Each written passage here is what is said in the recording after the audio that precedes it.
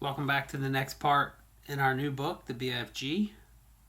We're on a chapter called The Giants. We learned in the first part our main character's name is Sophie, and she was taken by the big friendly giant, the BFG, after um, peeking through the window late at night, and she saw him. So he grabbed her and took her back to his cave. Um, we found out that the BFG says that he is a friendly giant and he does not eat human beings. So let's find out today about the giants. But if you're so nice and friendly, Sophie said, then why did you snatch me from my bed and run away with me? Because you saw me, the big friendly giant answered. If anyone has ever seen a giant, he or she must be taken away hip switch. Why? Asked Sophie. Well, first of all, said the BFG, human beings is not really believing in giants, is they? Human beings is not thinking we exist. I do, Sophie said. Ah, but that is only because you has seen me, cried the BFG. I cannot possibly allow anyone, even little girls, to be seeing me and staying at home. The first thing you would be doing, you would be scuttling around and yodeling the news that you were actually seeing a giant. And then a great giant hunt, a mighty giant look-see, would be starting up all over the world with the human beings all rummaging for the great giant you saw and getting wildly excited.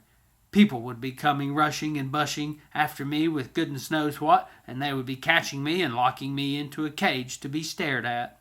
They would be putting me into the zoo or the bunkum house with all those squiggling hippo dumplings and crocodile dillies. Sophie knew that what the giant said was true. If any person reported actually having seen a giant haunting the streets of a town at night, there would most certainly be a terrific hullabaloo across the world. I will bet you, BFG went on, that you would have been splashing the news all over the wonky world, wouldn't you, if I hadn't wiggled you away? I suppose I would, Sophie said. And that would never do, said the BFG. So what will happen to me now? Sophie asked. If you go back, you will be telling the world, said the BFG, most likely on the telly bunkum box and the radio squeaker.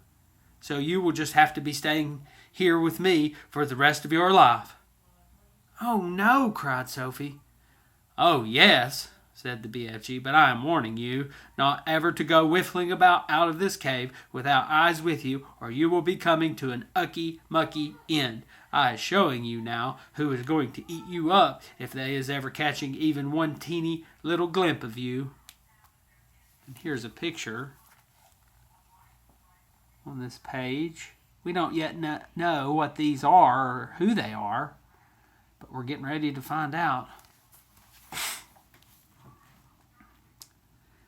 The big friendly giant picked Sophie off the table and carried her to the cave entrance. He rolled the huge stone to one side and said, Peep over there, little girl, and tell me what you is seeing. Sophie, sitting on the BFG's hand, peeped out of the cave. The sun was up now and shining fiery hot over the great yellow wasteland with its blue rocks and dead trees.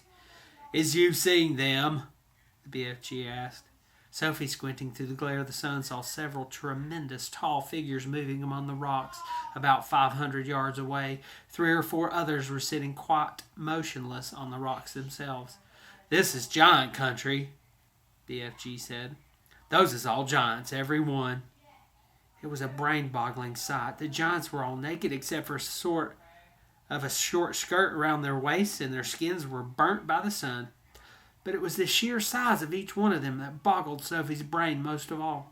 They were simply colossal, far taller and wider than the big friendly giant upon whose hand she was now sitting. And oh, how ugly they were. Many of them had large bellies. Here's another picture of them. How terrible and scary they looked. All of them had long arms and big feet. They were too far away for their faces to be seen clearly, and perhaps that was a good thing. What on earth are they doing? Sophie asked. Nothing, said the BFG. They is just moochling and foochling about and waiting for the night to come. Then they will be galloping off to places where people is living to find their suppers. You mean Turkey? Sophie said. Bone-crunching giant will be galloping off to Turkey, of course, said the BFG. But the others will be whiffling off to all sorts of flung-away places like Wellington for the booty flavor and Panama for the hatty taste. Every giant is having his own favorite hunting ground. Do they ever go to England? Sophie asked. Often, said the BFG. They say the English is tasting ever so wonderfully croddscollop. I'm not sure I quite know what that means, Sophie said. Meanings is not important, said the BFG. I cannot be right all the time. Quite often, I is left instead of right. And are all those beastly giants over there really going off again tonight to eat people? Sophie asked. All of them is guzzling human beings every night, the BFG answered. All of them excepting me. That is why you will be coming to an ucky-mucky end. If any of them should ever be getting his googlers on you, you would be swallowed up like a piece of frumpkin pie, all in one dollop. But eating people is horrible, Sophie cried. It's frightful. Why doesn't someone stop them? And who, please, is going to be stopping them? Asked the BFG. Well, couldn't you? Sophie asked. Never in a pig's whistle, cried the BFG. All those man-eating giants is enormous and very fierce. They is all at least 2 times my wideness and double my royal highness.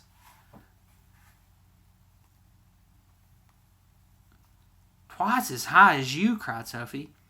Easily that, said the BFG. You is seeing them in the distance, but just wait till you get them close up. Those giants is all at least 50 feet tall, with huge muscles and cockles alive-o. I's the titchy one. I's the runt, 24 feet, is puddle nuts in giant country. You mustn't feel bad about it, Sophie said. I think you're just great. Why, even your toes must be big as sausages. Bigger, said the BFG, looking pleased. They's as big as bumplehammers. How many giants are out there? Sophie asked. 9 altogether, answered the BFG. That means, Sophie said, that somewhere in the world, every single night, 9 wretched people get carried away and eaten alive. More, said the BFG. It's all depending, you see, on how big the human being is. Japanese beans is very small, so a giant will need to gobble up about 6 Japanese before he is feeling full up. Others, like the Norway people and the Yankee Doodles, is ever so much bigger, and usually 2 or 3 of those makes a good tuck-in. Here's a picture of Sophie sitting on the BFG's hand as they talk. But did these disgusting giants go to every single country in the world? Sophie asked. All countries excepting Greece is getting visited sometime or another, he answered. The country which a giant visits is depending on how he is feeling. If it is very warm weather and a giant is feeling hot as hot as a sizzle pan, he will probably go galloping far up to the Frisbee North to get himself an Eskimo or 2 to cool him down. A nice fat Eskimo to a giant is like a lovely ice cream lolly to you. Well, I'll take your word for it, Sophie said. And then again, if it's a frosty night and the giant is frigid cold, he will probably point his nose towards the sweltering hotlands to guzzle a few Hottentots to warm him up. How perfectly horrible, Sophie said. Nothing hots a cold giant up like a hot Hottentot, he said. And if you were to put me down on the ground and I was to walk out among them now, would they really eat me? Like a whiff's whittle, cried the BFG. And what is more, you is so small they wouldn't even have to chew. The first one to be seeing you would pick you up in his fingers and you'd go down like a drop of drain water. Let's go back inside, she said. I hate even watching them. The next chapter is called The Marvelous Ears. Back in the cave, the big friendly giant sat Sophie down once again on the enormous table. Is you quite snugly there in your nightie? You isn't frigid cold. I'm fine, Sophie said. I cannot help thinking, said the BFG, about your poor mother and father. By now they must be jipping and scumping all over the house, shouting, hello, hello, where's Sophie gone? I don't have a mother and father, she said. They both died when I was a baby. Oh, you poor little scrumplet, cried the BFG. Is you not missing them very badly? Not really, Sophie said, because I never knew them. You is making me sad, BFG said, rubbing his eyes. Don't be sad. No one is going to be worrying too much about me. That place that you took me from was the village orphanage. We're all orphans in there. You is an orphan? Yes. How many is there in there? 10 of us, Sophie said. All little girls. Was you happy there? The BFG asked. I hated it, Sophie said. The woman who ran it was called Miss Clonkers, and if she caught you breaking any of the rules, like getting out of bed at night or not folding up your clothes, you got punished. How was you getting punished? She locked us in a dark cellar for a day and a night without anything to eat or drink. The rotten old rot trasper, cried the BFG. It was horrid, Sophie said. We used to dread it. There were rats down there. We could hear them creeping about. The filthy old fizzwiggler, shouted the BFG.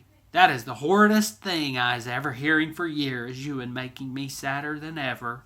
All at once, a huge tear that would have filled a bucket rolled down one of the BFG's cheeks and fell with a splash on the floor. It made quite a puddle. Sophie watched with astonishment. With a strange and moody creature. What a strange and moody creature this is, she thought. One moment he is telling me my head is full of squash flies, and the next moment his heart is melting for me because Miss Clonkers locks us in the cellar. The thing that worries me, Sophie said, is having to stay in this dreadful place for the rest of my life. The orphanage was pretty awful, but I wouldn't have to been there forever, would I? All is my fault, BFG said. I was the one who kid-snatched you. Yet another enormous tear welled from his eye and splashed to the floor. Now I come to think of it, I won't actually have to be here all that long, Sophie said. I was afraid you will, says the BFG. No, I won't. Those brutes out there are bound to catch me sooner or later and have me for tea.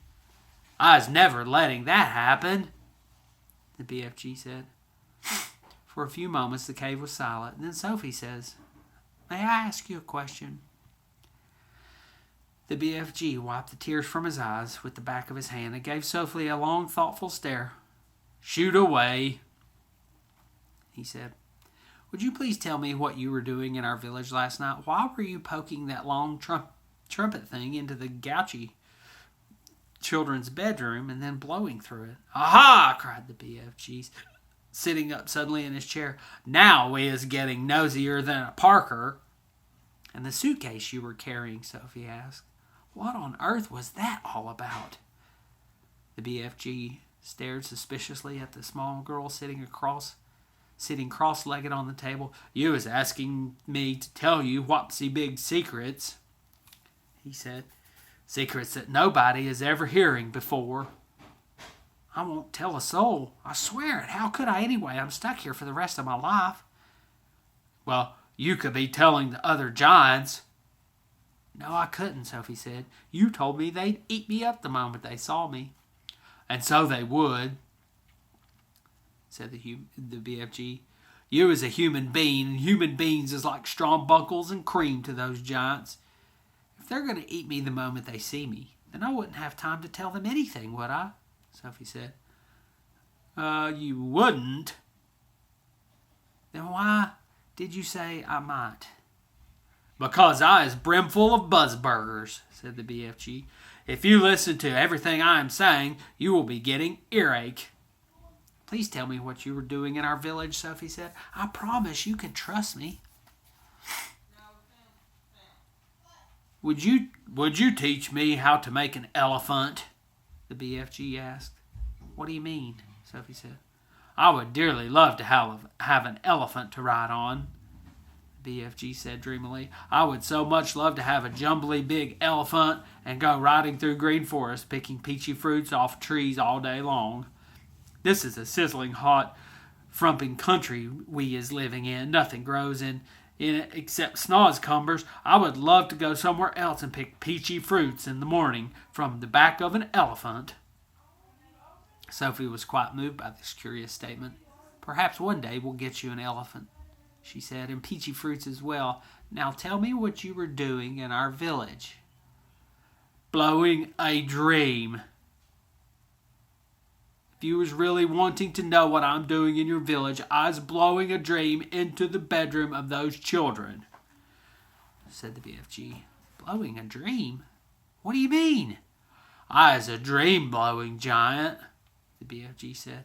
When all the other giants is galloping off every what way in which to swallow human beings, I is scuttling away to other places to blow dreams into the bedrooms of sleeping children. Nice dreams, lovely golden dreams, dreams that is giving the dreamers a happy time.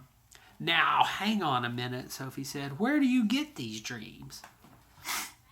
I collect them, BFG said, waving an arm towards the rows and rows of bottles.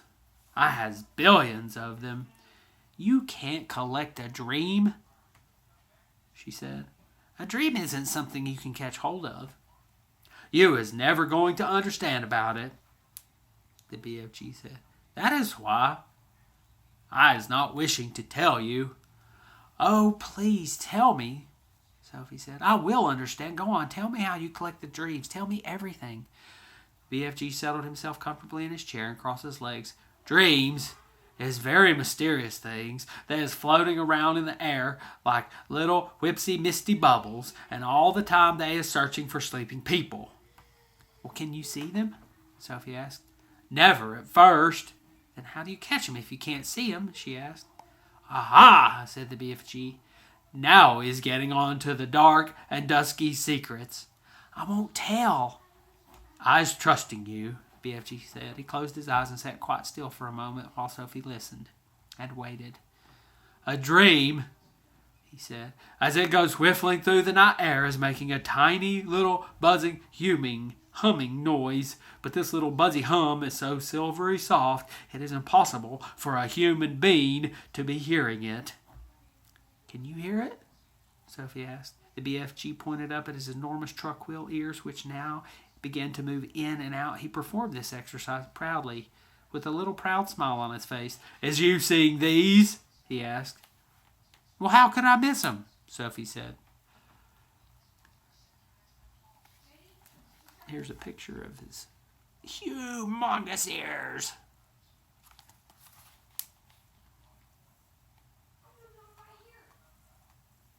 And we're going to stop right there. We're kind of in the middle of a chapter, but let's find out about his ears and how he hears the dreams in the next part. See you next time.